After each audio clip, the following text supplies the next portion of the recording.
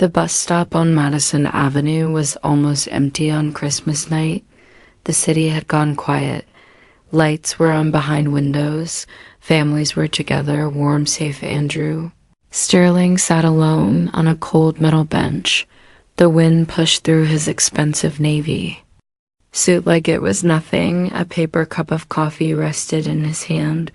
Cold now, untouched Andrew was 42, founder CEO.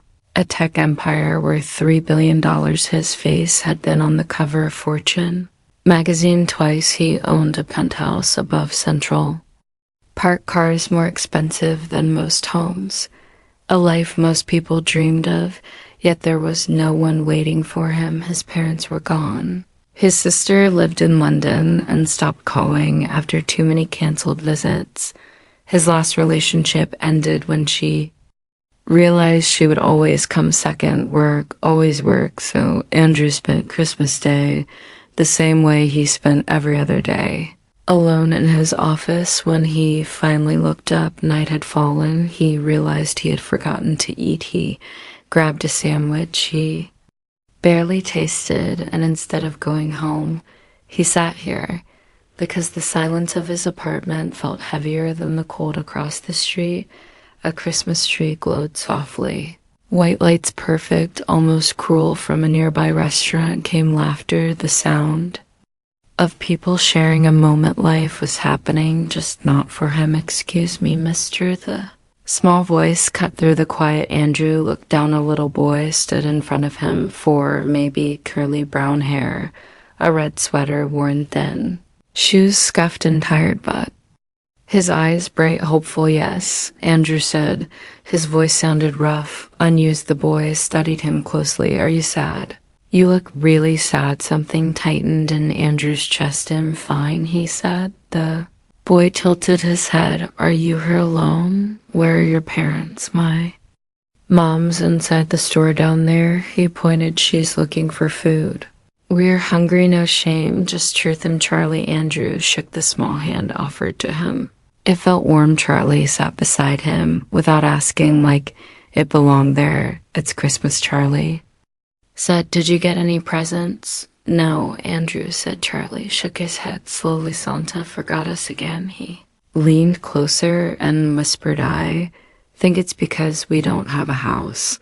Maybe Santa couldn't find us." The words landed hard. "A child homeless on Christmas night. Where are you staying?" Andrew asked gently. "Sometimes shelters, sometimes friends." "Not anymore at night. We take the bus. Mom says she has a plan, but she cries a lot." Andrew felt something shift.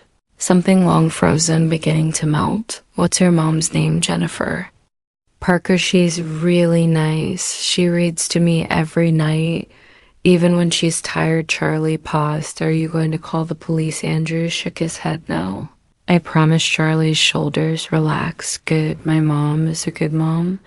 We just had bad luck." A woman stepped out of the store, thin jacket, plastic bag, exhaustion written into her posture. Andrew knew instantly. "Charlie," she hurried over, fear in her eyes. "You can't talk to strangers." She turned to Andrew, guarded him. "Sorry, he didn't bother me." Andrew said, "We were just talking." "Bus will be here soon," Jennifer said quietly. "Where are you going?" Andrew asked before he could stop himself. "A diner in Queens. They let people stay if you order something tomorrow. I have a lead on a room." Andrew looked at her. "Still standing, still fighting." "I have a guest room," he said. "Warm, safe, just for tonight." Suspicion flickered across her face. "I can't separate rooms," Andrew said quickly. "No strings. I can't let a child spend Christmas night in a diner. Not when I have empty rooms." "Why would you do this?" Andrew paused. "Because your son asked if I was sad, and I am. Because it's Christmas, and because maybe I needed to remember what really matters." Charlie tugged her sleeve. "Mom," and cold Jennifer looked at her son, then back at Andrew. She nodded. "Just tonight, and we will leave first thing in the morning." "That is fine," Andrew said. He raised his hand. A taxi pulled to the curb. "My apartment is close Just a few blocks, they rode in silence. Charlie pressed against his mother, safe there, peeking at Andrew, now and then Jennifer. Kept her arm wrapped tight around her son. Protective, alert, careful Andrew stared out the window, hoping his world would not overwhelm them, hoping they would not feel small inside it. The building doors opened. The doorman paused, surprised Andrew Sterling. Rarely used the main entrance and never with guests, but he said nothing, just smiled and wished them a Merry Christmas. The elevator doors closed. Charlie's eyes widened. We are going really high 28 floors. Andrew said, there is a view of the park. Apartment was silent, perfect cold in its perfection. Everything exactly where Andrew had left it that morning. Clean, ordered, empty. Jennifer took it in slowly. The space, the quiet, the wealth. Her shoulders tightened. I know it's a lot, Andrew said. I am not here enough to make it feel like a home. It's beautiful, Jennifer said softly. We will be careful. We won't break anything in. Not worried about that. Andrew showed them the rooms. 2 bedrooms, side by side, each with its own bathroom, fresh towels, clean sheets. He found clothes Jennifer could sleep in. There's food in the kitchen, anything you want. I will be down the hall. Charlie had already claimed his room. Jumping onto the soft bed, pressing his face to the window, city lights below, a world he had never seen. Jennifer stood in the hallway, overwhelmed. Thank you, she said. Her voice broke. You have no idea what this means. Warm, safe. I have been so scared, trying to stay strong for Charlie, but terrified. How long? Andrew asked gently. 3 weeks. Lost my job, could not make rent savings. Disappeared fast. Everything costs more when you're just trying to survive. She wiped her eyes. I work hard.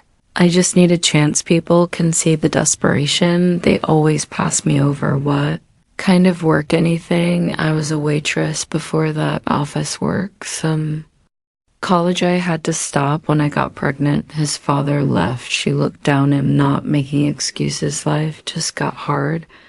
And I keep slipping. Andrew felt the weight of his own past advantages.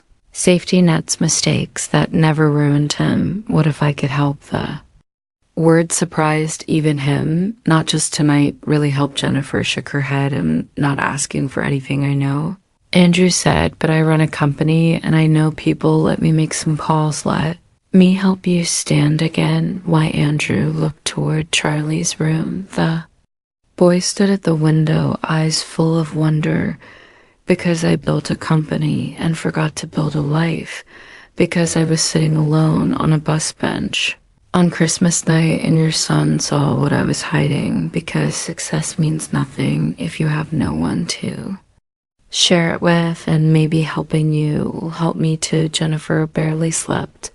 The bed felt unreal, the silence unfamiliar, but Charlie slept deeply, and that was enough. Morning came. Andrew cooked breakfast, eggs, toast, nothing fancy.